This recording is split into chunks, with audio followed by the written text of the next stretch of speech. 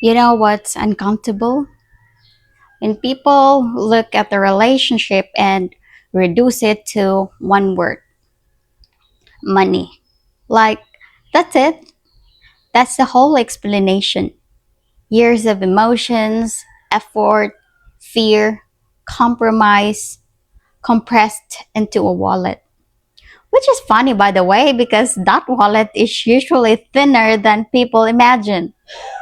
But okay. Hello, everyone. This is Sherry, and today I want to talk with you about a question that keeps coming back, especially among foreigners dating or marrying Filipinas. Filipinas really just after money. Not to defend anyone, not to accuse anyone, just to sit with the truth longer than a comment section ever does. Where this question even comes from. Now, this question didn't come from nowhere.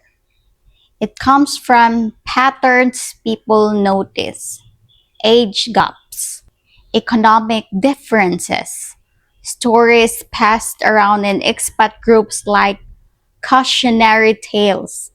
She asks for help, she expects support, she wants a better life. And yes, sometimes those stories are real. We don't need to pretend they're not. But what's interesting is how fast some experiences turn into a stereotype, how quickly a few becomes most, and how rarely people stop and ask why instead of just deciding who's wrong. Also, small observation. Foreigners don't get accused of being after money when they date locals in rich countries. That label only shows up when money creates imbalance, which is already tells us something. Poverty doesn't kill love, it changes it. Here's something that feels uncomfortable but matters. When you grow up without financial security, money doesn't mean luxury. It means safety. It means food when someone gets sick. It means school fees. It means not panicking every time something breaks. So when a Filipina considers a partner, stability matters. Not because she's greedy, but because instability already hurt her once or many times. Love still exists. It just grows next to reality. And honestly, let's pause here because everyone needs money. Everyone, even in your country. Are you telling me you're happy dating by just walking forever? No coffee? No food? No ride? Just walking and talking until eternity? You're not hungry? You don't like sitting somewhere comfortable? You don't enjoy eating together? Because last time I checked, romance still involved meals. Even love stories pause for snacks. So when money suddenly becomes this moral issue, only when it's a Filipina, that's worth noticing. Money isn't the villain. It's just the background character everyone pretends not to see. Which is impressive considering it pays for literally everything. The quiet mirror for foreigners. Let's talk gently here. Some foreigners ask, is she just after my money? But rarely ask, why does my money change my dating value in this country? That's not an attack, that's a mirror. If you're treated differently because of your passport, income, or lifestyle, That didn't start with Filipinas. That's global inequality. And sometimes foreigners enjoy that advantage until it stops feeling flattering and starts feeling suspicious, which is understandable. But it's confusing to benefit from imbalance and resent it at the same time. That's not hypocrisy. That's just being human. Confused humans, but still, yes, some people date for money everywhere. Now let's say this clearly so we can all breathe. Some Filipinas date for money. Some foreigners date for youth. Some date for admiration. Some date because they're lonely. Some because they're afraid of aging alone. This isn't cultural, it's human.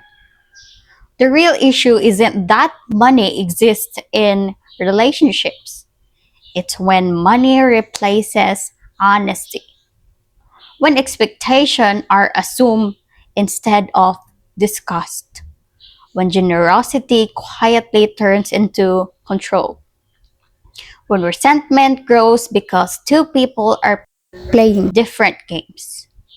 That's when things explode later. Usually online, in all caps, with profile pictures taken 10 years ago. What healthy intent actually looks like. Now, here's a quieter truth people don't talk about. A Filipina who values financial stability doesn't automatically want your money. She wants a life that doesn't feel fragile.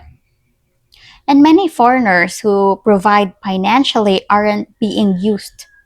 They're participating willingly in a dynamic they understand until one day they don't. Healthy relationships happen when expectations are spoken. Generosity isn't transactional. Support doesn't come with silent power.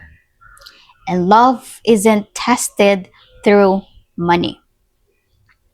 If you're constantly testing your partner, by the way, that's already your answer. The difference between needing and using. There's a big difference between I need stability to feel safe and I'm here only as long as the benefits continue.